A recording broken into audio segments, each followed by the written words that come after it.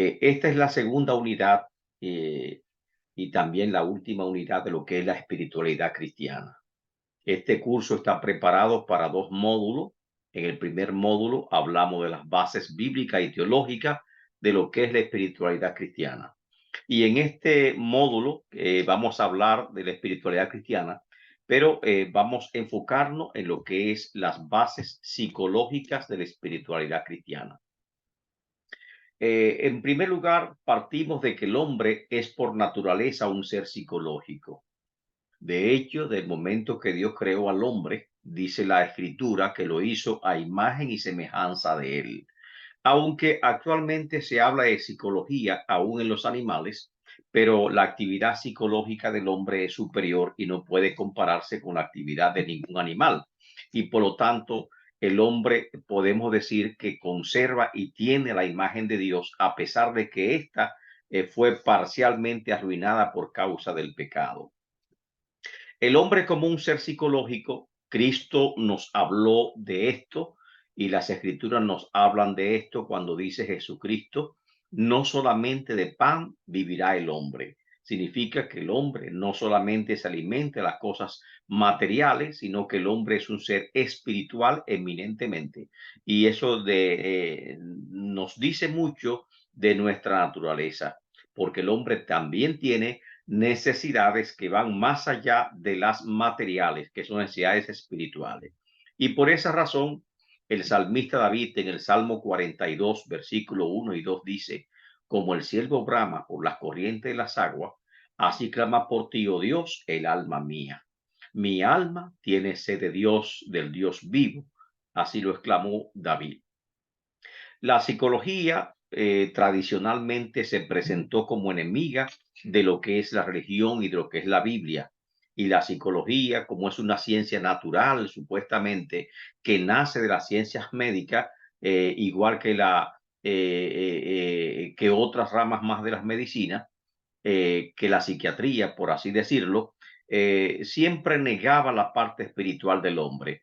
Y originalmente se pensaba que cuando el hombre tenía un problema mental, una enfermedad mental, esta enfermedad se debía a que el cerebro estaba enfermo.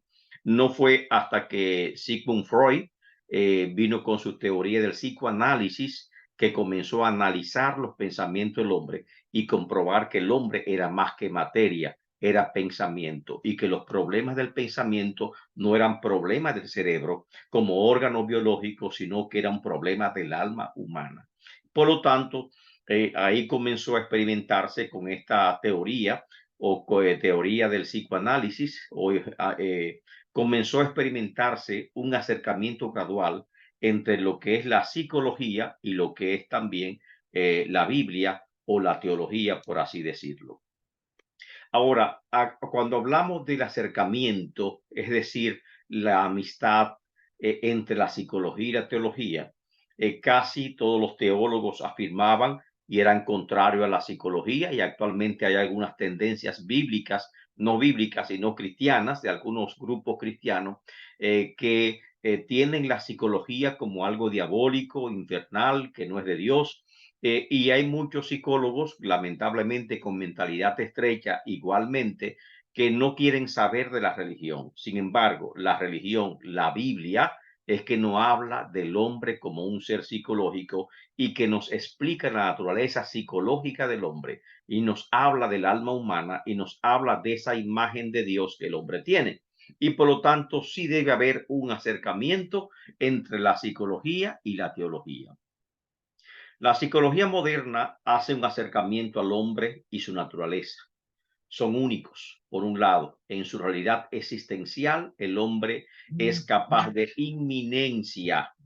Hablamos de inminencia, ya que el hombre tiene una existencia material, una existencia física y vive el aquí y el ahora.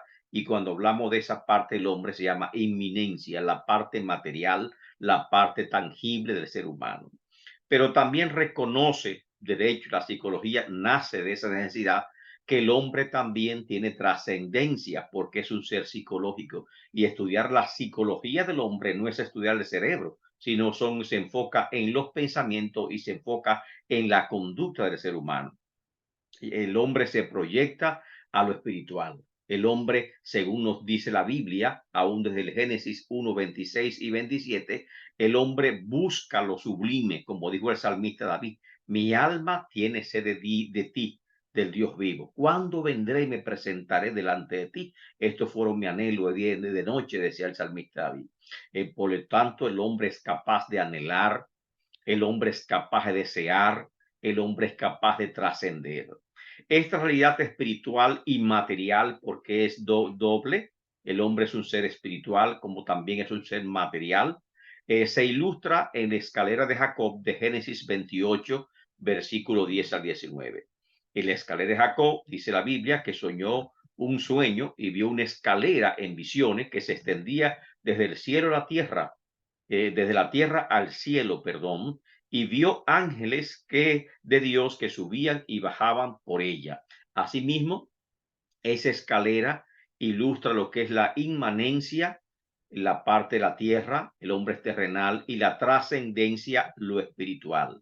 El hombre es capaz de trascender con su alma, con su visión, hacia las cosas de Dios y comprender las cosas de Dios. Esto explica, por lo tanto, la doble naturaleza del ser humano, una naturaleza material, pero también una naturaleza espiritual y psicológica del ser humano. Un psicólogo hizo o explicó el acercamiento de que debe existir entre la psicología y la teología con tres palabras. Ordo se llama orden, o sea, orden, tres palabras que indican cómo la psicología nos ayuda a acercarnos a Dios, cómo la psicología nos explica el proceso de nosotros acercarnos a Dios de una forma sana. Habla de esa trascendencia, es parte de la psicología, es parte también de la teología, debe estar sana, equilibrada. Cuando hablamos de sanidad y equilibrado, se habla de ordo. Ordo es un orden, o sea, un orden sano, un orden equilibrado. Y para poder nosotros experimentar o tener una experiencia genuina con Dios. Y por lo tanto, los psicólogos hablan, psicólogos creyentes, cristianos, porque hay muchos psicólogos cristianos, perdón, que este orden se manifiesta en tres áreas específicas del ser humano. ¿Cuáles son esas tres áreas que se explica ese orden que debe existir, ese acercamiento que debe existir entre la psicología y la Biblia? Primero, me habla de un ordo cogitandi. Cuando habla de cogito, se refiere a yo pienso. Es una palabra latina que significa yo pienso. Como dijo René Descartes, cogito ergo sum, yo pienso, luego existo. Y hablando de Descartes, el creador del método cartesiano, fue un creyente, se dice que fue un teólogo, un filósofo, y por lo tanto él contribuyó tanto a la rama de lo que es la ciencia, porque aportó el método científico, que es el método cartesiano, pero también aportó grandemente a lo que es la teología, porque ayudó también al desarrollo de la teología en la confrontación con la ciencia. Así que Descartes decía, cogito ergo sum, yo pienso, luego existo, y Descartes iba más lejos y decía, yo sé que Dios existe porque yo existo. Y para no dudar de que todo lo demás existe, o sea que no es un sueño, no estamos envueltos en un sueño, no estamos envueltos en una imaginación, y que todo lo que nos rodea es realidad, entonces Descartes afirma, debo de partir de la certeza de que Dios existe. Ahora, cuando este psicólogo habla de cogito, ordo cogitandi, me habla de un orden en el pensamiento. Y la espiritualidad comienza con ese orden en el pensamiento. Se refiere a un orden psicológico. Ese orden psicológico es que yo debo pensar de forma natural, de forma normal, y que también igualmente mi lógica o mi forma de pensar, amén, debe ser de manera natural. En otras palabras, un orden natural en mis pensamientos, un orden racional en mis pensamientos, porque una mentalidad desorganizada, porque está afectada por algún mal que requiere tratamiento, esa mentalidad desorganizada que padece alguna perturbación o algún desequilibrio, lamentablemente, no podrá acercarse correctamente a las escrituras porque no podrá entenderla completamente. Esto es lógico porque nosotros nos acercamos con nuestro intelecto ante las escrituras, aunque el intelecto debe rendirse a los pies de Cristo. El intelecto es necesario, la lógica es necesaria para nosotros poder comprender las escrituras. Y cuando esa lógica está desvirtuada, está mal, mi forma de pensar no está equilibrada, eso me va a impedir un acercamiento correcto a las escrituras. Y por lo tanto, hace falta un ordo cogitandi, un orden correcto de mis pensamientos para yo acercarme a las escrituras y entender las escrituras tal y como está escrita las escrituras, y no sacar conclusiones que sean erradas. Pero además de esto, la psicología me habla que para acercarme a las escrituras y a Dios y tener un acercamiento con Dios, hace falta un orden en mis sentimientos, porque somos seres evolutivos, o sea, tenemos voluntad, tenemos sentimiento, y como tenemos sentimientos por igual, nuestros sentimientos deben estar ordenados. La mentalidad desorganizada produce sentimientos que son desorganizados, y esto impide, por supuesto, una relación sana con Dios, ya que influye significativamente en lo que experimentamos y lo que sentimos espiritualmente. Si mis pensamientos están errados, si mis pensamientos tienen un orden lógico racional, no podré tal vez interpretar de forma lógica y racional las escrituras, pero también eso va a impedir que mis sentimientos estén alineados con los sentimientos de Dios, y por lo tanto no vamos a experimentar un acercamiento sano, equilibrado, espiritual con el Señor. Y por último, la psicología me habla de un ordo sapientiae. El ordo sapientiae significa la sabiduría, la facultad de yo obrar sabiamente con la sabiduría divina, con la sabiduría espiritual, lo cual, por supuesto, requiere, como dice la Biblia en Proverbio 1:7, el principio de la sabiduría es el temor de Dios. Y asimismo nosotros entendemos que somos sabios cuando tenemos temor de Dios. Esa sabiduría para obrar correctamente, que muchas veces se llama asertividad en psicología, o sea, ser preciso en lo que decimos, ser preciso en lo que hablamos, estar claro en lo que hablamos, decimos y hacemos, esa asertividad que extrae todo error o toda cosa incierta.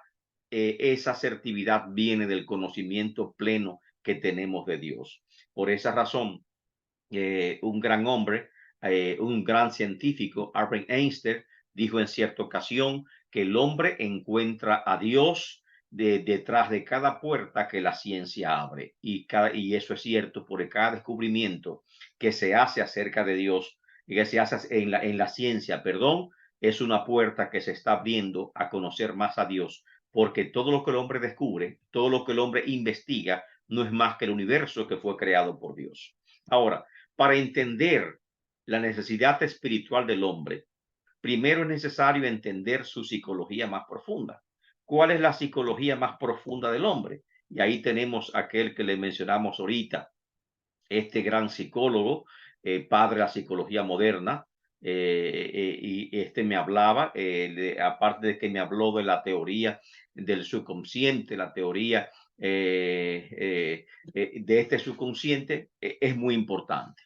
Me habla, por lo tanto, que el ser humano tiene interioridades, y en esas interioridades habla de tres grandes áreas que tiene el cerebro. No físicamente, no biológicamente, no podemos hablar de los lóbulos parietal, occipital, no, no, por áreas específicas, aunque ciertas áreas del cerebro controlan funciones específicas. Pero cuando estamos hablando de la personalidad del hombre, entonces se habla del yo, del ello y del super yo. Esta teoría del subconsciente explica mucho del comportamiento humano. Ahora, cuando habla del ello, que se habla de la personalidad más primitiva del ser humano, los instintos más primitivos del ser humano, que también se hablan procesos primarios que el hombre tal vez desarrolló al principio, porque recuérdese que la psicología y esta ciencia surgen de las ciencias naturales y están totalmente, diríamos, conectadas con la teoría de la evolución. Aunque nosotros, por supuesto, no creemos en la evolución del ser humano, creemos en la creación, sin embargo, estos psicólogos basaron sus teorías en la evolución del ser humano y por lo tanto habla de un proceso primario, primitivo del ser humano, esos instintos primitivos, es el ello, esos instintos que nos hacen reaccionar de formas negativas, es el ello. Entonces está el yo, que es la personalidad propia, real de nosotros, y está el super yo, que son nuestros anhelos, nuestros deseos, las cosas que yo quiero alcanzar, que yo debo mejorar. Y por lo tanto, en estas tres naturalezas, el ello es la parte primitiva, el yo, que es la parte actual, tengo control, que es el ego, que tengo el control de mí mismo, las facultades de mí mismo, controlo mi cuerpo, mi pensamiento, pero tengo instintos, tengo pulsaciones, tengo deseos, y esos deseos es el ego, perdón, eh, eh, eh, el ello, y ese ello es la parte primitiva, la parte animal de nosotros. Tal vez la Biblia hace un acercamiento a esta parte animal de nosotros cuando está hablando de la carne y habla de la carne, las bajas pasiones y esa carne, bajas pasiones, esos instintos pecaminosos que combaten con nosotros, porque la Biblia, el apóstol Pablo habla que tenemos una lucha interior. Y en esa lucha interior está primeramente la imagen del hombre primitivo. Esto es como una metáfora, la imagen del hombre primitivo, que es el hombre viejo, el hombre caído, el hombre que me atrae al pecado, que quiere hacer las cosas mal hechas, el hombre agresivo, el hombre que no se controla, el hombre que quiere hacer lo que él quiera, lo que le plazca. Esa es la parte animal que en psicología se la llama el ello. Y está la parte espiritual mucho más elevada, que es el super yo o el super ego. Y ese super yo o super ego es la meta que nosotros queremos alcanzar. Y por lo tanto, la Biblia me habla en cierta forma, en cierta analogía de lo que este psicólogo también estaba planteando, de que el ser humano tiene interioridades, que hay un ello, ese ello es la parte primitiva, la carne, el viejo hombre, la vieja naturaleza que combate contra nosotros. Nosotros somos el yo o el ego. Y está el super yo que la Biblia nos presenta siempre, que tenemos que tener como imagen en ese aspecto a Cristo Jesús y mirar a Cristo, y que estamos llamados a crecer conforme a la estatura de Cristo Jesús. Y ahí es que ese es el super yo que tenemos que alcanzar, que tenemos que valorar y que tenemos que buscar. Cuando habla Freud de la estructura del subconsciente humano, del ego, del ello y del superego o super yo, por ejemplo, describe cuáles son las funciones propias de cada una de estos aspectos de la personalidad. El ego o el yo es un principio de realidad. Yo estoy consciente de que existo, por lo tanto tengo autoexistencia, es consciente, tengo ideas, tengo pensamientos, tengo sentimientos, todo esto es importante y por lo tanto es una parte material de mi existencia, la parte real de mi existencia, y ese es el yo, la parte consciente, lo que yo vivo conscientemente y que yo puedo controlar conscientemente. Este es el yo o el ego. Ahora, el ello es el subconsciente, que son los principios del placer. La Biblia habla de la carne y en la carne es que están los placeres. Hablan de los deseos. Esos son lo que, esa es la base de la motivación, y los deseos son conscientes o inconscientes. Me habla de un centro de gratificación, de lo que el hombre busca, de lo que el hombre desea, y lógicamente esta parte es la que tenemos que combatir, que es la parte primitiva, la parte que nos induce a pecar. El superego o el yo ideal no es un yo que yo voy, diríamos, a idealizar con mi mente, sino que ya las escrituras me están planteando cuál debe ser la meta de mi crecimiento como ser humano. Y yo debo crecer, como dijimos anteriormente, y dice el apóstol Pablo en Efesios capítulo 4, que tenemos que crecer a la estatura y a la plenitud de Cristo. Cristo es nuestra meta de crecimiento, como también lo dice el autor de Hebreos, del libro de Hebreos, capítulo 13, versículo 2, que tenemos que poner nuestra mira en Jesús. O sea, ese debe ser nuestro ideal de crecimiento, nuestro super yo que nos debemos identificar, debe ser Cristo Jesús. Por lo tanto, según este psicólogo, padre de la psicología moderna, Freud, habla de la conducta humana que se explica por los instintos. Cuando hablamos de instinto, estamos hablando totalmente del cuerpo humano, pero también estamos hablando del concepto de carne, sarx, que el apóstol Pablo habla en Romano.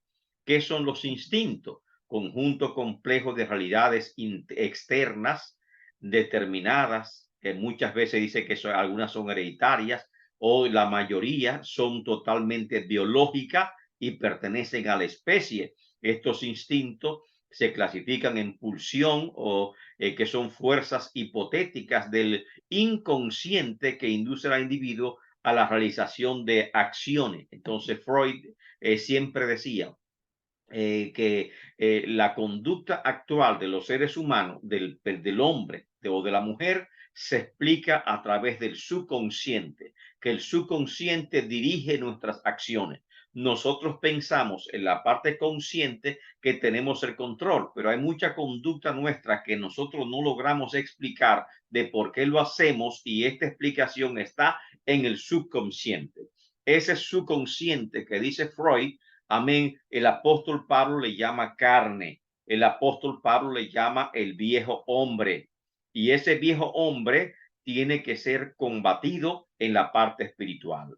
Entonces, si seguimos, él clasifica los instintos Freud, instintos de la vida, que son instintos eros, por ejemplo, el instinto de conservación del individuo, el instinto de la muerte, habla Freud, o tánatos.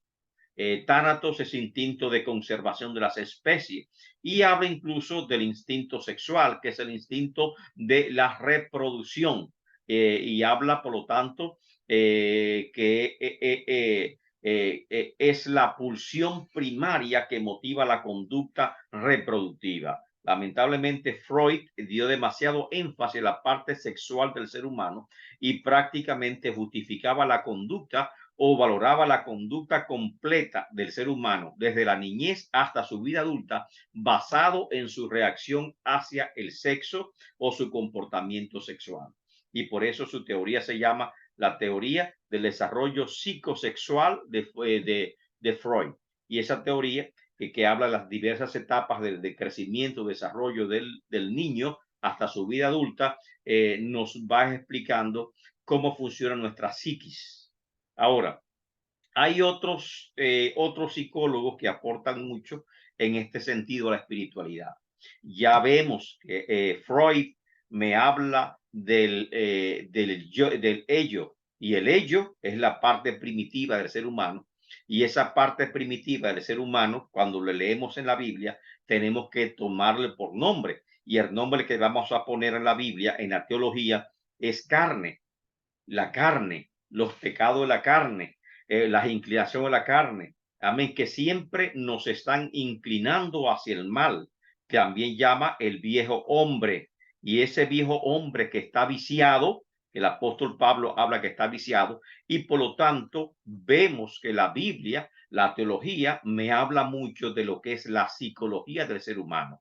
Y el apóstol Pablo me habló de una lucha interior que tenemos dentro de nosotros y que muchas veces las cosas que yo quiero hacer no las realizo o que hago las cosas que yo detesto realizar. Y entonces el apóstol Pablo decía, pobre de mí.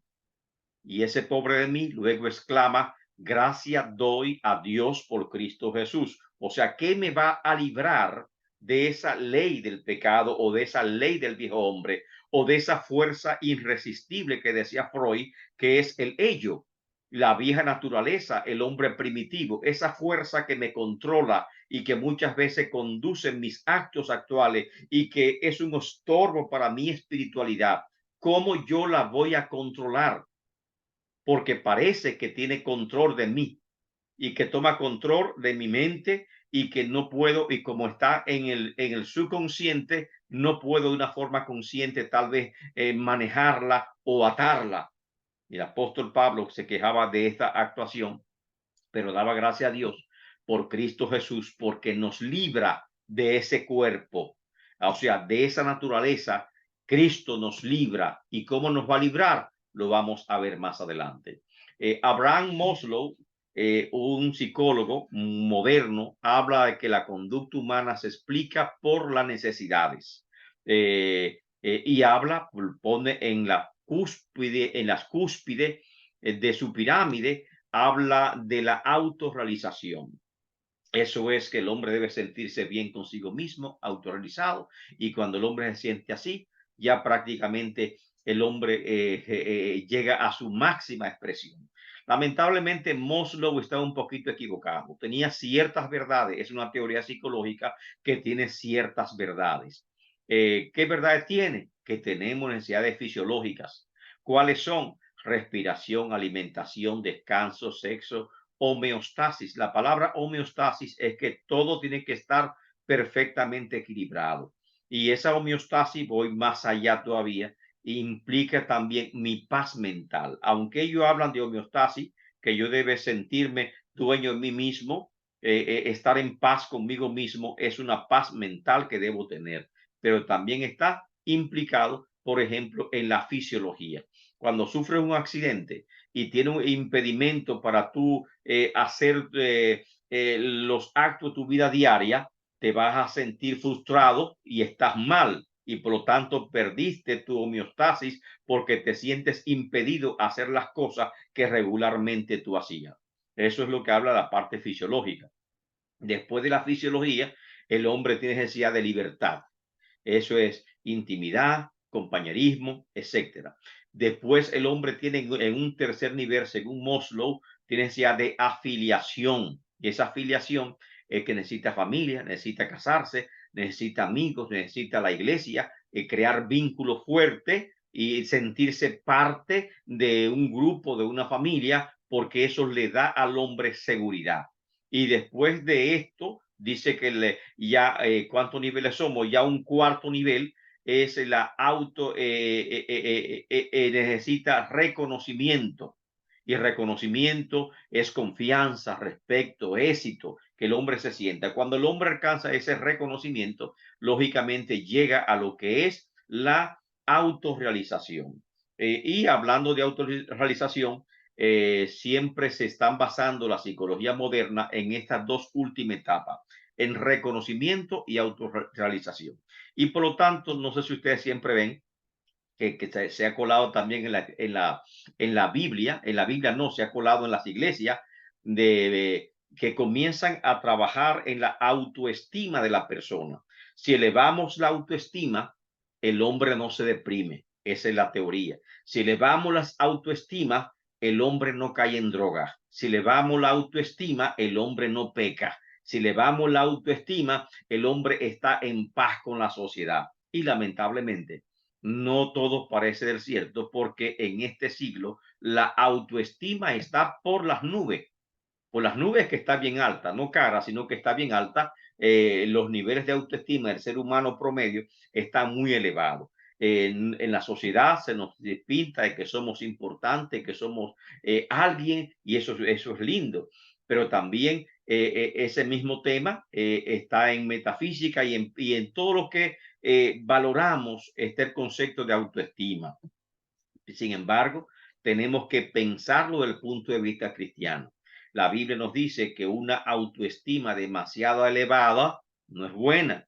Una autoestima basada en cosas que no son ciertas tampoco es buena. Que tenemos que no pensar de nosotros más allá de lo que debe ser. O sea, nunca olvidarnos de la humildad, de la humillación delante del Señor, del rendimiento ante Dios. La base de la felicidad nuestra no está en tener una autoestima desproporcional, grande, gigantesca, sino en nosotros tener una relación personal con Dios de padre a hijo, una relación directa con Dios de padre a hijo y cultivar esa relación con Dios. Tener esa paz mental depende de mi relación con Dios, no depende de cosas materiales, no depende de yo haber satisfecho las cosas que me hacen falta. ¿Por qué? Porque en la Biblia tenemos, amén, que a pesar de que tengamos limitaciones, nosotros podemos alcanzar esa paz con Dios. A pesar de que tal vez esa libertad nuestra se haya impedido, como vemos en la Biblia de muchos hombres de Dios que fueron encarcelados, tenemos esa paz con Dios. A pesar de que no nos acepte y el mundo nos rechace, tenemos esa paz con Dios. A pesar de que el mundo no nos dé reconocimiento por las cosas que hacemos, tenemos esa paz con Dios. Y esa palabrita homeostasis, también alcanzamos ese equilibrio entre nuestro pensamiento, nuestro sentimiento y nuestra relación con Dios. ¿Por qué? Porque depende básicamente lo que el apóstol Pablo llama que son virtudes teologales. Virtudes teologales, ¿cuáles son? Es el fruto del Espíritu Santo. Amor, gozo, paz, paciencia, y no depende del mundo. El mundo tendréis aflicciones, pero yo he venido para que tengan paz. O sea, lo que realmente nos da a nosotros esa paz interna, esa paz mental, esa paz espiritual, no es satisfacer las cosas materiales que nos hacen falta. Es importante, sí son importantes. Y Dios se preocupa de estas cosas y por eso dice, por nada estéis afanosos. El mundo, los gentiles, los no creyentes se preocupan por la comida, se preocupan por la ropa y pregunta a Cristo, ¿es acaso la vida más que el pan? ¿Es acaso el cuerpo más que la ropa? Y comienza a explicarnos que tenemos que poner nuestros ojos y nuestra confianza en Cristo Jesús. Y por eso hizo, la clave no está en lo que dice Maslow, sino en lo que dijo Cristo. ¿Qué dijo Cristo?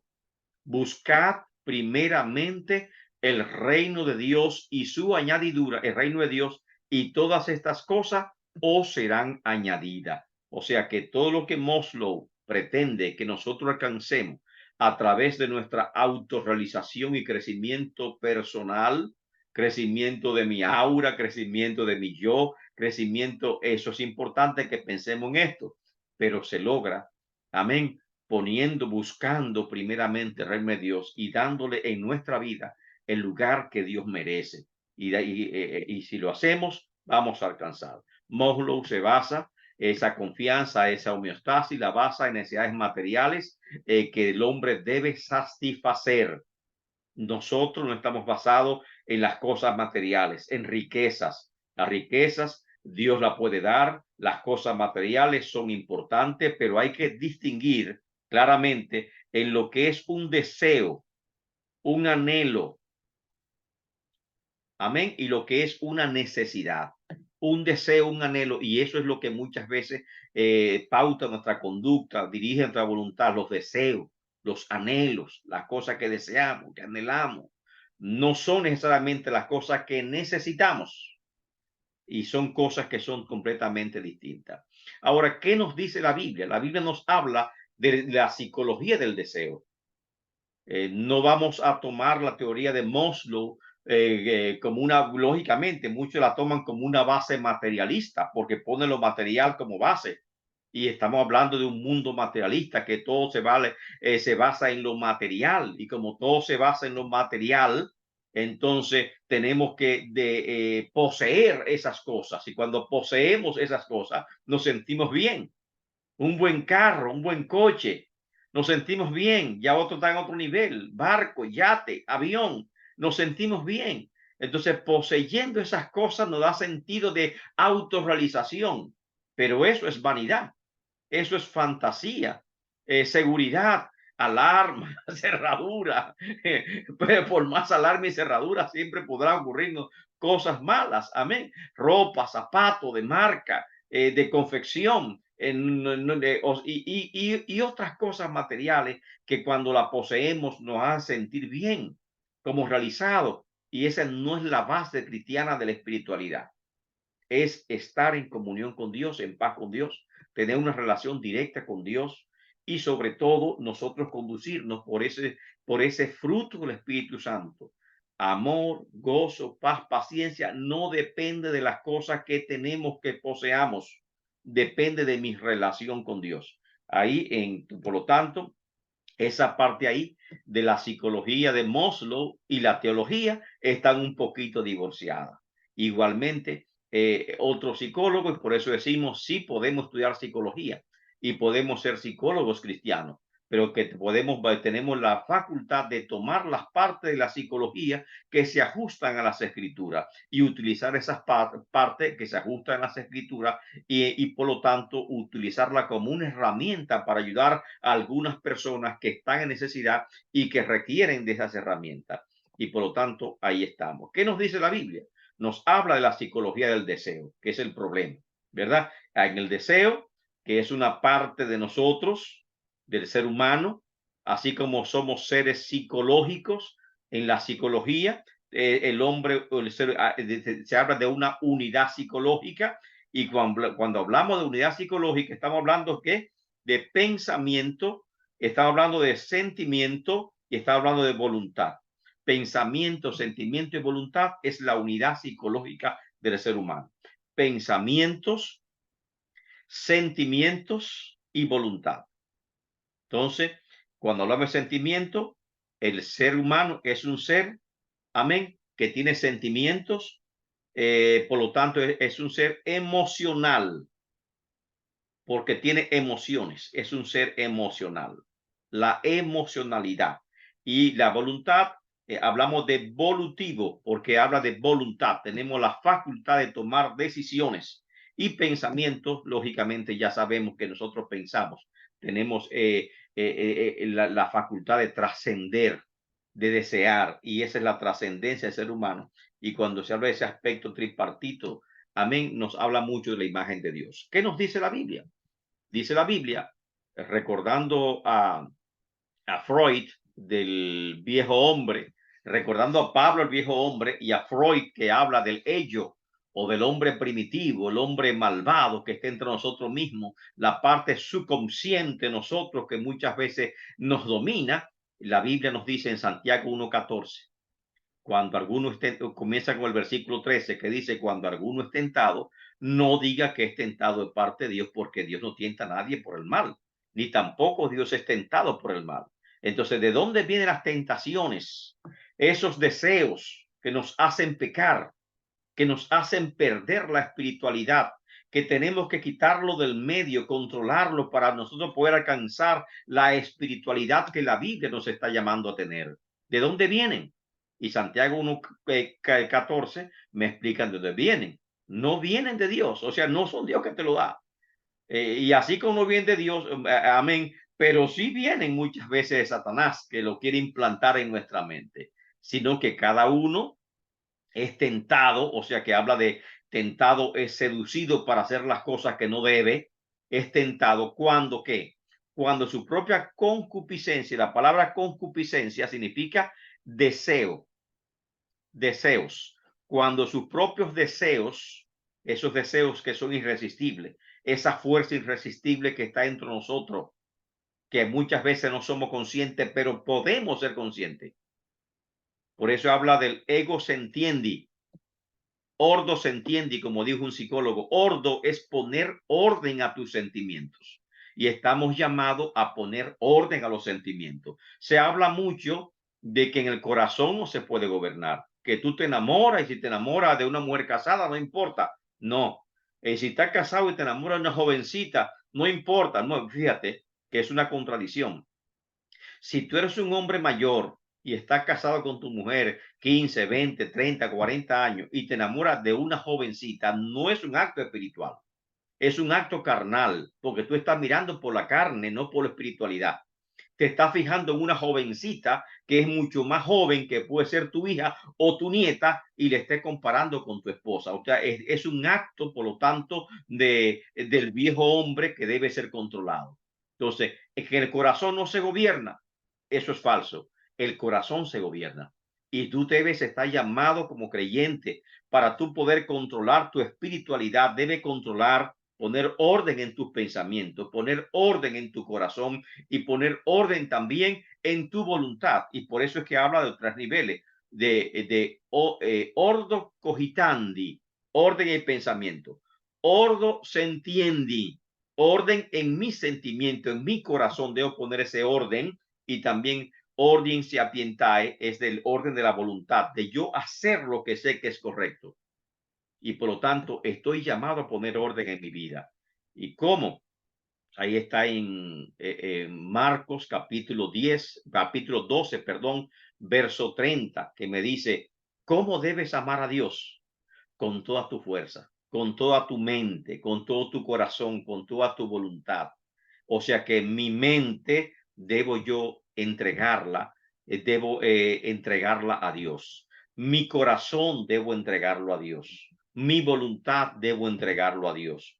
Amando a Dios es entregar esa parte de nuestra esencia, de nuestra naturaleza, entregarla a Él. Tengo un mensaje muy lindo acerca de ese tema de Marcos capítulo 12, 12:30, acerca de qué pide Dios de ti, que tú entregues mi mente, cómo yo entrego mi mente y mis pensamientos a Dios. Y ahí se explica en ese mensaje que tengo grabado en YouTube. Amén. ¿Cómo entrego mi corazón? ¿Y qué significa un corazón entregado a Dios? ¿Cuáles son las características de un corazón entregado a Dios? Si usted necesita ampliar un poquito más el estudio o la comprensión de esta materia, puede ver ese video que habla de cuáles son las cualidades o características de una mente entregada a Dios, cualidades y características de un corazón entregado a Dios y de una voluntad entregada a Dios, y también de un cuerpo entregado a Dios, porque también el cuerpo es parte de nosotros y es parte de nuestra realidad consciente, y por lo tanto aún mi cuerpo debe ser entregado al Señor. Santiago 1:14 me habla de dónde vienen los deseos. O sea, de los deseos vienen de la carne, como dijo el apóstol Pablo, pero también nos habla del proceso psicológico, la tentación. Ahí está, primera de Juan 2:16, me habla que en el mundo, o sea, en el mundo actual, ¿qué tenemos? Los deseos, porque todo lo que hay en el mundo, por eso es que el mundo es un enemigo peligroso, que hay en el mundo, que nos incita, que nos atrae, cuál es el método que usa el mundo para tentarnos, para hacer lo incorrecto. Habla de los deseos de la carne, que es el cuerpo, la carne, los deseos de los ojos. Cuando habla de deseos, también es la palabra deseo o concupiscencia, y la vanagloria de la vida. Creo que con ustedes vimos cuando estudiamos el libro de Génesis, la tentación de Génesis capítulo 3, cómo se aplican estos tres aspectos de la tentación. Los deseos de la carne,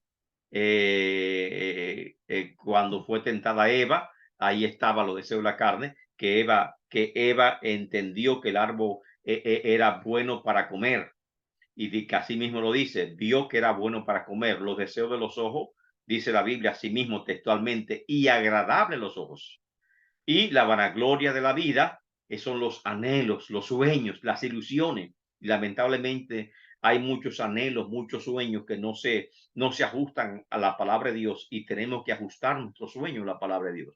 Y el sueño que tenía Eva, que no era de ella, que lo puso Satanás, era llegar a ser igual que Dios. No, porque sabe Dios que el día que comiese de esa fruta, seréis semejante a Él. Y así que ese anhelo o vanagloria que dice el apóstol Pablo, porque no es real, es una ilusión, es una fantasía, es una quimera, no es real, esa vanagloria la llevó a pecar. Y asimismo, Satanás, cuando tentó a Cristo en Mateo capítulo 4, vémoslo también esos tres elementos. Los deseos de la carne. Si eres hijo de Dios, manda que esas piedras se conviertan en el pan. Los deseos de los ojos. Amén. Y comenzó a llevarlo al pináculo al pináculo del templo. Lánzate y verás que los ángeles mandará acerca de ti. O sea, una entrada gloriosa, que todo el mundo vea, espectacular. Vanagloria de la vida. Lo llevó a la torre más alta y le mostró todo el mundo. Le dijo, todo esto te daré, todo será tuyo si tú me adores. Y fue rechazado constantemente. Y asimismo, Satanás usa nuestras mentes, nuestras ideas, usa nuestros ojos, nuestros sentidos para tentarnos, y tenemos las herramientas necesarias para resistir a Satanás. Santiago dice, someteos pues a Dios. ¿Qué más dice? Dice, resistid al diablo y de vosotros huirá. Dice que Satanás anda como león rugiente buscando a quien devorar, y concluye que tenemos que someternos a Dios. Resistid al diablo y de nosotros huirá. Ahora, cuando hablamos de espiritualidad, por lo tanto, estamos hablando que hay una parte que tal vez sea inconsciente de nosotros. Estamos hablando que tenemos una naturaleza caída, una naturaleza de pecado. Estamos hablando de la carne que está en nosotros. Estamos hablando de que hay un subconsciente que tenemos que vencer definitivamente, y por lo tanto, cuando hablamos de espiritualidad, tiene que comenzar con la mente o con el cambio de nuestra forma de pensar. 1 Corintios 2:14 dice, el hombre natural que no haya experimentado ese cambio, que no ha experimentado la regeneración, ese hombre que todavía está en la vieja naturaleza, no percibe las cosas que son del espíritu, no puede, que son de Dios, porque para él son locura y no las puede entender, porque se han de discernir espiritualmente. Y por lo tanto, cuando somos espirituales y Dios viene a nosotros, ese intelecto de nosotros va a crecer, se va a expandir en el aspecto espiritual. Ahora, digo, perdón, no ahora, antes de nosotros haber creído en Cristo, aceptado a Cristo, ese intelecto estaba limitado. Ahora se amplía, amén, y crece en la medida que nosotros crecemos espiritualmente. Igualmente, en el 15 dice, en cambio, el espiritual juzga todas las cosas, pero él no es juzgado por nadie. Porque ¿quién conoció la mente del Señor? ¿Quién le instruirá? Mas nosotros tenemos la mente de Cristo. Ese es el crecimiento. Pero lamentablemente, cuando el hombre fue creado, en Génesis capítulo 3, la mente fue arruinada por causa del pecado. El pecado arruinó su alma, el pecado arruinó su espíritu, el pecado arruinó nuestra mente, arruinó nuestro cuerpo, arruinó también, bueno, prácticamente todo lo arruinó. El alma fue contaminada por el pecado, se hizo terrenal. El espíritu se llenó de tinieblas, dudas, temor. La mente intuitiva, esa mente brillante que tenía el hombre, que le puso nombre a los animales y que pudo hacer tantas cosas, lamentablemente perdió capacidades innatas que tenía. Su cuerpo se hizo mortal, enfermedades, dolor, y asimismo todo, amén, fue arruinado por causa del pecado. Ahora, ¿qué me dice más la Biblia? La mente del hombre se corrompió, se degradó. Efesios 4:17. Esto pues digo y requiero en el Señor, que ya no andéis como los otros gentiles que andan en la vanidad de su mente, o sea, esa mente vieja, teniendo el entendimiento como entenebrecido. ¿Por qué? Porque están ajenos de la vida de Dios por la ignorancia que en ellos hay. ¿Qué ignoran? No han conocido a Dios. Y mientras el hombre no haya conocido a Dios, no podrá acercarse correctamente a Dios. Y por eso que el que no es creyente, a pesar de que diga yo creo en Dios, pero no ha entregado su corazón a Cristo porque se está resistiendo, no puede venir a interpretar las escrituras. Si tú quieres conocer las escrituras, el primer paso que tú tienes que hacer es aceptar a Cristo en tu corazón, y el Espíritu Santo te va a iluminar, va a activar tu intelecto para que tú comprendas las escrituras. Por lo cual dice la Biblia que después que perdieron toda sensibilidad, el hombre natural se entregó a lascivia, para cometer con avidez toda clase de impureza. La lascivia es un deseo descontrolado, un deseo sexual descontrolado. Y el corazón, nuestros sentimientos, nuestros impulsos deben ser controlados porque así el Señor nos dio esa fortaleza. Y ahí está la mente carnal. La persona de mente carnal no suele honrar el matrimonio o el hogar. Esta mente, los placeres carnales y los objetos materiales tienen más importancia que el matrimonio o el hogar. En la mente carnal lo que piensa es en poseer, es en el goce, los deseos, y por lo tanto los deseos es que controlan su vida. Dios está arrinconado o Dios está excluido de su vida. El hombre natural, como dice pues, el 1 Corintios 2:14, no percibe las cosas que son del espíritu. Romanos 8:5, los que son de la carne piensan en cosas de la carne, son movidos por los deseos y por lo tanto ese es un tema muy importante. El ocuparse la carne, vuelve y reitera el apóstol Pablo, es muerte. El ocuparse el espíritu es vida. Igualmente me habla que los designios de la carne son enemistad contra Dios. Ese hombre viejo, esa vieja naturaleza, esos instintos, ese ello que habla Freud, o ese inconsciente, ese hombre primitivo, amén, es la carne que el apóstol Pablo está hablando, y ese hombre primitivo, ese hombre de pecado, lamentablemente no puede sujetarse a Dios. La mente carnal, por lo tanto, debe ser desechada definitivamente. Así el hombre natural quedó bajo el yugo del pecado, porque no hago el bien que quiero. Esa es la lucha interna que tenemos todos los creyentes, sino el mal que no quiero. Y si hago lo que no quiero, yo no lo hago, sino el pecado que mora en mí. O sea, hablando del pecado que mora en él, es el viejo hombre. Así que queriendo yo hacer el bien, hallo esta ley, que el mal esté en mí. Es una realidad. El hombre es un ser psicológico. Hay deseos, porque nos convertimos a Cristo no significa que esos deseos están muertos. Es que cuando dice la Biblia que tenemos que crucificar la carne, no es un día, es todos los días que tenemos que crucificar la carne. Tenemos que crucificar nuestros deseos todos los días, y que tenemos que controlar el corazón todos los días. No es que una vez yo le entregué mi corazón a Dios, es que todos los días debo entregar mi corazón a Dios. Todos los días debo entregar mi intelecto a Dios, no una vez, es todos los días que tenemos que hacerlo. Este hombre interior, dice el hombre, me deleito en la ley de Dios, pero hay otra ley de mí, en mi miembro, que se revela contra la ley de mi mente y que me lleva cautivo al pecado que está en mis miembros. Y esa naturaleza pecaminosa debe ser quitada completamente o no alcanzaremos la espiritualidad. Ese es el gran obstáculo de la espiritualidad. Y muchas veces hay creyentes que están luchando, peleando y que se levantan, cae, y le vamos a dar el secreto para que usted se levante y no vuelva a caer otra vez. Romanos 12:2. Toda espiritualidad inicia necesariamente con un cambio de la mente.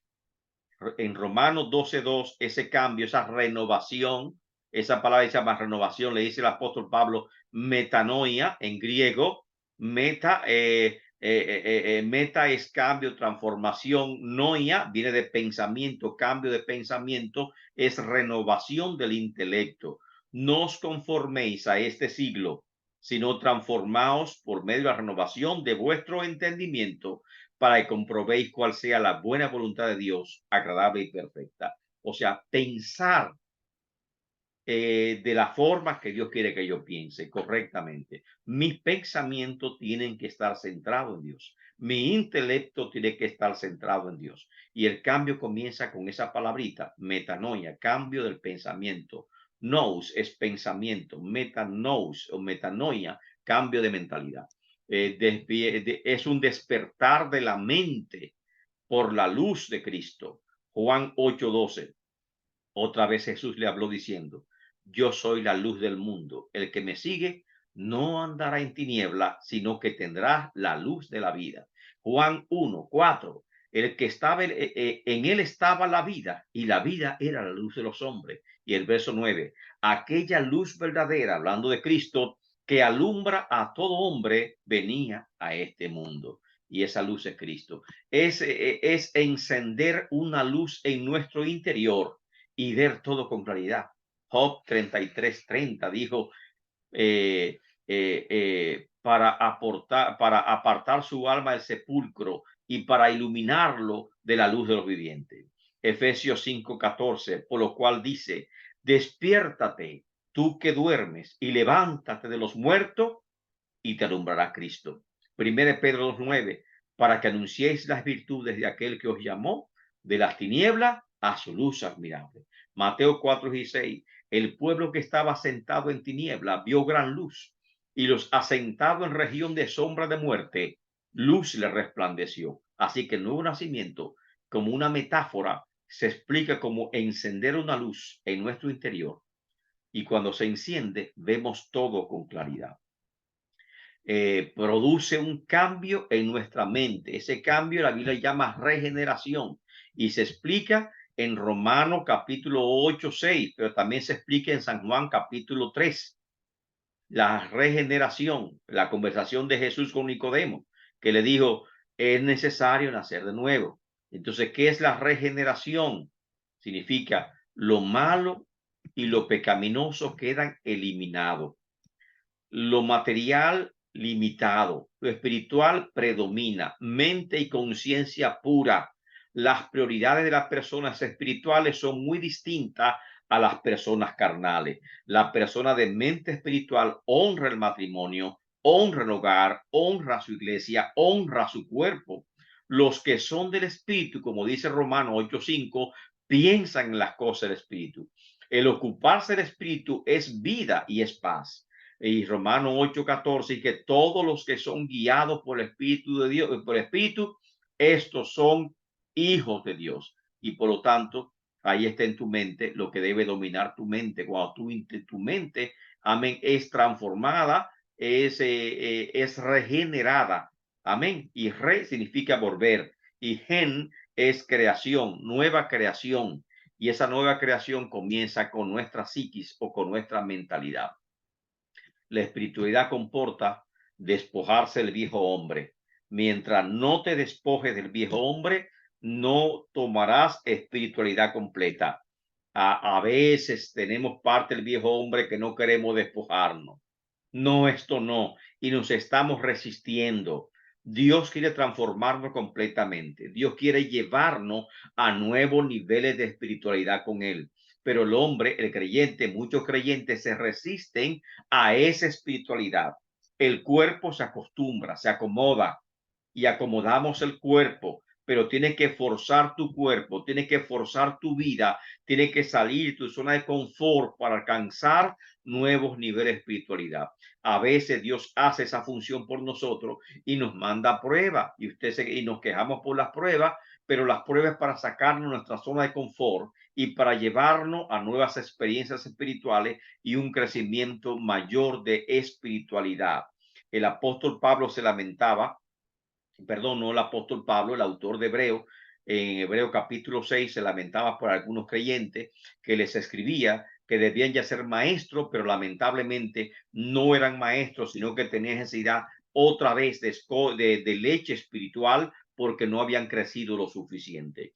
Y el apóstol Pablo en Romano me parece 5, Romano 5:1 y 8:1, es que me habla el apóstol Pablo y dice, eh, porque ninguna condenación hay para los que están en Cristo Jesús. Y habla que somos libres de condenación los que están en Cristo Jesús. ¿Y cuáles son estos? Los que no andan conforme a la carne, que no son carnales, sino que andan conforme al Espíritu. Amén. Y por lo tanto me habla de esa espiritualidad. Romanos 6:5-6. Porque si fuimos plantados juntamente con Él en semejanza de muerte, así también lo seremos en la resurrección. Sabiendo esto, que nuestro viejo hombre, nuestra vieja naturaleza, fue crucificada juntamente con Él, para que el cuerpo del pecado sea destruido. Ese cuerpo del pecado tiene que ser destruido.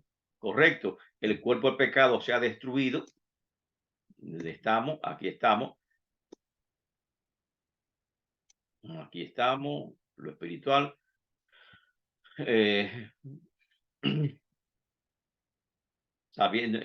correcto, sabiendo esto, nuestro viejo hombre fue crucificado juntamente con él para que el cuerpo del pecado sea destruido, a fin de que no sirvamos más al pecado. esto con el cuerpo. Y Efesios capítulo 6, verso 22 me dice, en cuanto a la pasada manera de vivir, que a veces dice, ¿es fácil cambiar? No, no es fácil. Hace falta un cambio mental. Hace falta una renovación espiritual de mi mente, de mi corazón. Por lo tanto, debo entregar lo que es mi mente, mi corazón, mi alma, mi voluntad a Dios. Y ese cambio interior hace falta y se explica en la teología con la palabra de regeneración o nuevo nacimiento. Y no es que tú lo vas a hacer. Si estamos en el viejo hombre y no experimentamos la renovación o nuevo nacimiento, podremos modificar ciertas cosas. Podemos vestirnos bien, podemos ir a la iglesia con una Biblia, podemos leer la Biblia, sí podemos leer la Biblia y podemos aprender incluso hasta predicar la palabra, sí podemos aprender a predicar la palabra y podemos aprender a orar, todo está bien, pero hace falta ese cambio interior y ese cambio interior es el paso inicial para la espiritualidad cristiana y a partir de ahí Dios nos seguirá renovando espiritualmente nuestra mente y por lo tanto ese vestirse el nuevo hombre es una actividad diaria.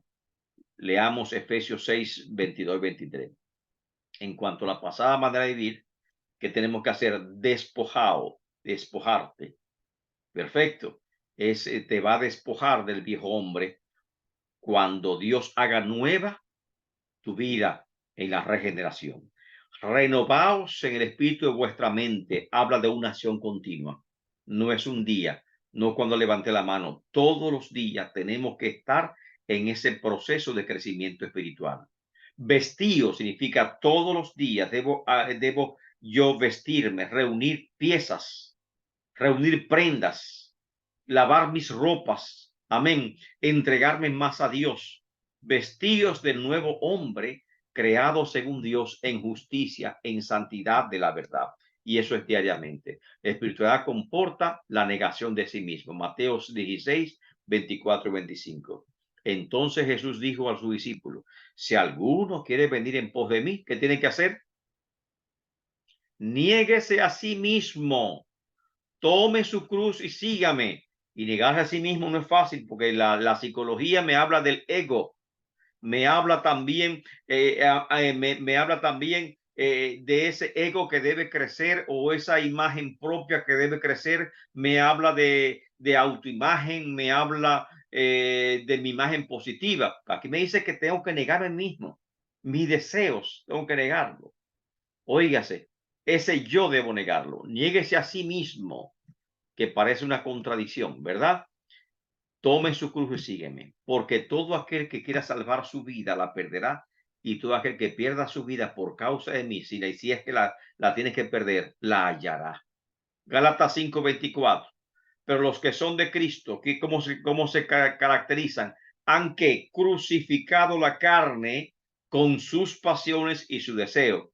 Han crucificado, parece en español como que ya es un acto pasado, completo, no se ha completado. Es que todos los días, como dice el verbo griego, todos los días tenemos que estar sometiendo nuestra carne, crucificando nuestra carne con sus pasiones y deseos. Romanos 6:11. Así también vosotros, consideraos muertos al pecado, pero vivos para Dios en Cristo Jesús, Señor nuestro. Igualmente, la espiritualidad es tomar la cruz cada día. Lucas 9:23. Y decían a todos, si alguno quiere venir en pos de mí, otra vez, niéguese a sí mismo, tome su cruz y sígame. Lucas 14:27. El que no lleva su cruz y viene en pos de mí, no puede ser mi discípulo. Es una condición que se establece para nosotros entrar en el reino de Dios. Espiritualidad es hacer morir el yo, y eso es difícil. Quebrantar mi yo. Mi imagen que tengo, debo quebrantarla, debo entregarla ante los pies de Cristo Jesús. Psicológicamente nos protegemos, nos ponemos máscara, psicológicamente creamos barreras, ponemos excusas, aún para servirle a Dios, excusas para no hacer la voluntad de Dios. Psicológicamente hay muchas armas, que el mismo Freud habla de esas armas o recursos psicológicos que el hombre pone en su mente como una forma de autocomplacencia. Pero aquí me está hablando de que debo rendir mi yo ante Dios tal como soy. El amor es sufrido, es benigno. El amor no tiene envidia, no es jactancioso, no se envanece. Ahí están, por lo tanto, que ese yo es entregarse al otro. Y por lo tanto, tenemos que entregarnos. ¿A qué me voy a entregar? Me voy a entregar, número uno, me debo entregar a Dios. Como dice, ¿cuál es el primer y más grande mandamiento? Mateo 12:30, Marcos 12:30. Amarás al Señor tu Dios con todo tu corazón, con toda tu alma, con toda tu mente, con todo tu cuerpo. Entrégate a Dios, número uno. O sea, no te centres en ti. No, ese no es el camino. Eh, Céntrate en Dios. Número dos, debes centrarte en el prójimo, en la demás persona, en tu pareja, en tu familia. Céntrate en el otro. Por eso dice el amor es sufrido, benigno. No es jactancioso. Jactancioso se centra en sí mismo. No, no busque lo tuyo. O sea, hay algo más grande que ti, que tú. Y hay cosas más grandes que nosotros que tenemos que alcanzar. Centrarnos en el reino, centrarnos en la iglesia, en el rey. Y por lo tanto, por eso dice la Biblia, buscad primeramente el reino de Dios y su justicia. O sea, piensa también en los demás. Finalmente tenemos también, lógicamente, que centrarnos en nosotros, pero ya vemos que está en un tercer nivel, no es lo primero que tenemos que hacer. Espiritualidad comporta un crecimiento personal interior. Gálatas 5, 22 y 23. Pero me gusta más, Gálatas 5 me habla de los frutos del Espíritu Santo. Amor, gozo, paz, paciencia, bondad, bondad, fe. Y cuando hablamos del fruto del Espíritu Santo, tenemos que verlo, clasificarlo como debe ser clasificado. Los primeros tres frutos del Espíritu Santo tienen que ver mi relación con Dios. Amor, gozo, paz. Por lo tanto, están centrados en mi relación con Dios. Amor, gozo, paz. Los tres siguientes están centrados en qué? En mi relación. Amor, gozo, paz. Escríbanlo. Amor, gozo y paz. Los tres siguientes están centrados en mi relación con mi semejante, con el prójimo. Y va a decir, tiene razón. Paciencia. Aleluya. Hay que ser paciente con los demás. Benignidad, hay que ser benigno con los demás. Y bondad, esa es la actitud que tenemos que tener con los demás, o esos tres frutos norman mi relación con las demás personas, con mi prójimo. Y finalmente, mi relación conmigo mismo, mi relación interior que me da esa paz mental es mansedumbre, para no considerarme superior a todo el mundo, templanza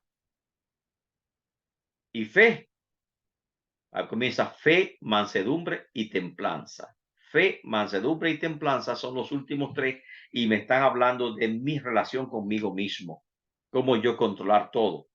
La fe es la confianza, es la seguridad que debe normal en mi vida, me da seguridad, me da fortaleza, me guía mi forma de vida, la fe. La mansedumbre es mi actitud ante mí mismo, reconociendo quién soy. Y la templanza, que es la moderación de todos mis deseos, de todo lo que yo anhelo, de todo lo que yo necesito, y esa es la templanza. Entonces, esas tres últimas virtudes tienen que ver con mi vida interior. Y 1 Pedro capítulo 1, versículos 5 y 8, me habla de la espiritualidad como crecimiento interior que es continuo, que es como un proceso, no es un acto. Y lamentablemente muchos vemos la espiritualidad como un acto. Te convertiste, dijiste que eres cristiano, ya eres espiritual. No, no es así. Es un crecimiento continuo. Es un proceso. Y Pedro dice, vosotros también, poniendo toda diligencia por esto mismo, añadid, porque hay que añadiendo a vuestra fe virtud. A la virtud, añádele conocimiento. Al conocimiento, ¿qué tiene que añadirle? Dominio propio. O sea, uno comienza a verse en ese espejo y dice, ¿qué me hace falta? Hay cosas que ya he logrado dominar, pero hay otras cosas que no logro y son cosas que debo alcanzarlo.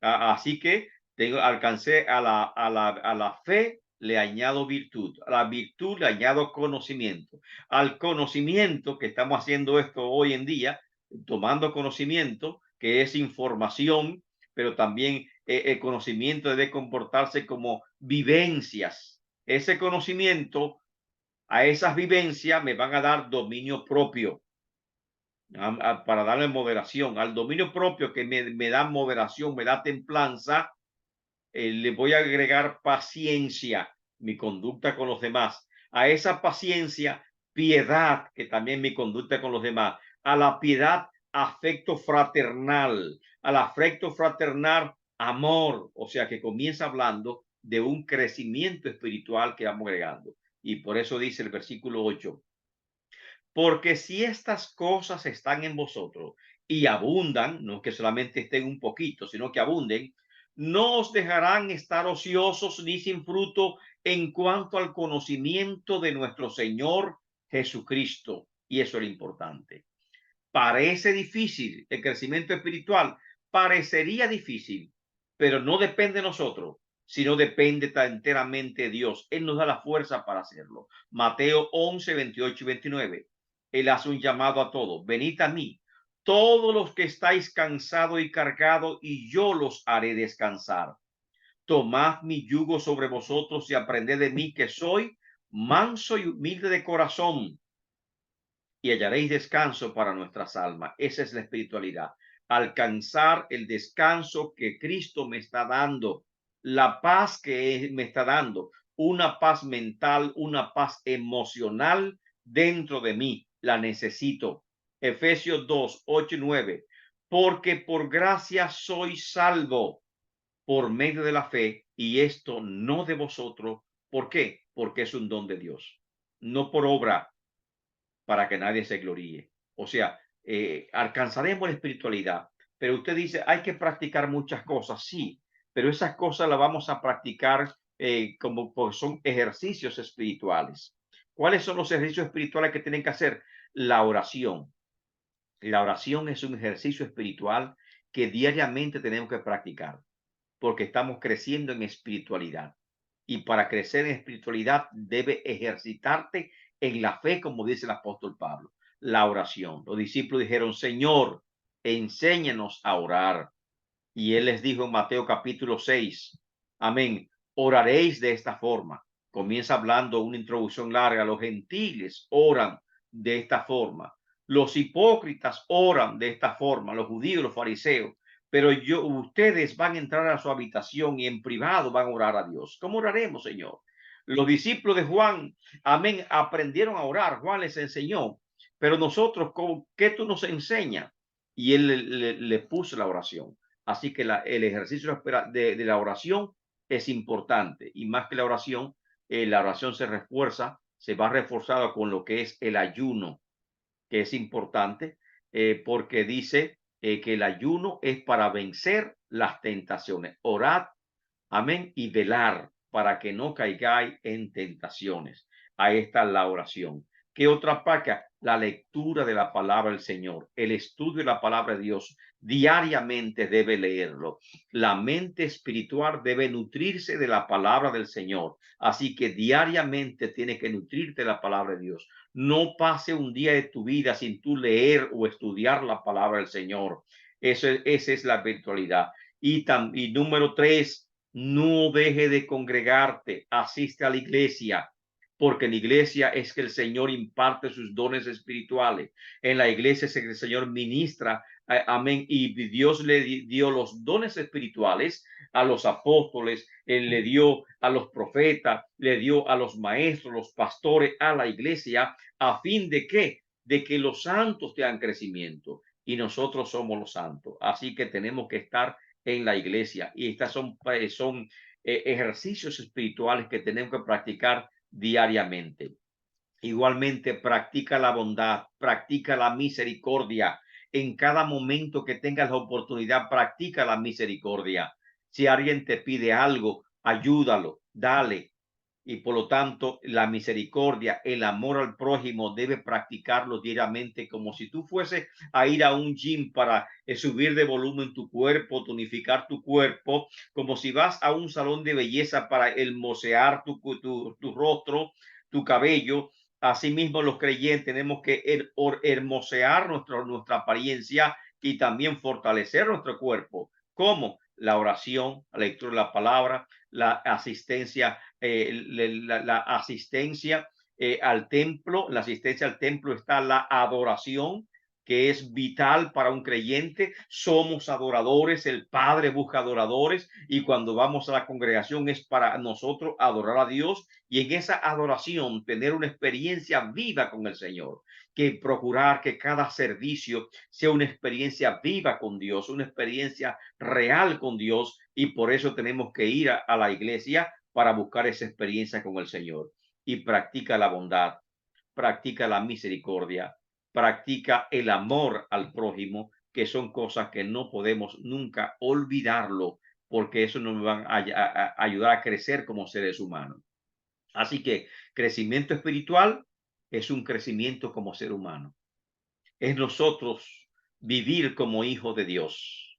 Es nosotros tener siempre presente mi relación como hijo de Dios. Así como Cristo cultivó esa relación de padre e hijo, también nosotros tenemos que cultivar esa relación de padre e hijo con el Señor, para así poder tener esa espiritualidad que nos está hablando el Señor. Y por lo tanto, es importante que siempre tengamos esa espiritualidad.